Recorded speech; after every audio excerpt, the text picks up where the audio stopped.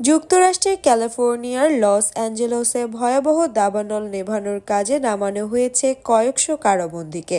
তবে ঝুঁকিপূর্ণ এই কাজের জন্য দৈনিক ভাতা হিসেবে মাত্র $5.80 থেকে $10.24 করে পান তারা।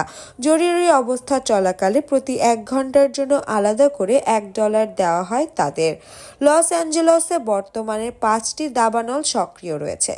দাবানলগুলোতে পুড়ছে সেখানকার 116 বর্গ কিলোমিটার এলাকা। ইতোমধ্যেই প্রায় 10,000 অবকাঠামো পুড়ে গেছে বলে ধারণা করা হচ্ছে।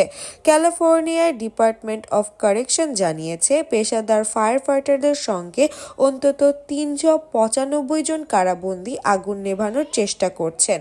যদিও এটি স্বেচ্ছাশ্রম, তবে অনেকেই মনে করেন বিষয়টি পুরনো দাস প্রথারই একটি অংশ, যেখানে কারাবন্দীদের দিয়ে খুবই অল্প অর্থের বিনিময়ে ঝুঁকিপূর্ণ কাজ করানো হচ্ছে। ক্যালিফোর্নিয়ার দাবানল নেভানোর কাজে যে বাহিনী আছে তার প্রায় 30% কারাবন্দীদের নিয়ে গঠিত, কিন্তু বন্দিশা থেকে মুক্তি পাওয়ার পর তাদের ফায়ার ফাইটার হিসেবে আর চাকরি দেওয়া হয় না। সাধারণ ফায়ার ফাইটাররা আধুনিক যন্ত্রপাতি দিয়ে আগুন নেভানোর কাজ করেন। কারাবন্দী ফায়ার ফাইটাররা মূলত হাত দিয়ে কাজ করে। আগুন যেন না ছড়ায় সেজন্য গাছ ও লতাপাতাগুলো সরানোই তাদের কাজ।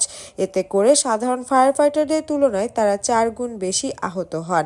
কারাবন্দী এসব ফায়ার ফাইটাররা থাকেন মূলত ফায়ার ক্যাম্পে। তাদের অনেকে বলেছে, কম বেতনে এই ঝুঁকি থাকা সত্ত্বেও ক্যালিফোর্নিয়ার মূল কারাগারে থাকার চেয়ে ফায়ার ক্যাম্পে বন্দী থাকতে চান তারা, কারণ কারাগারে বিভিন্ন অত্যাচার ও নির্যাতনের শিকার হতে হয়।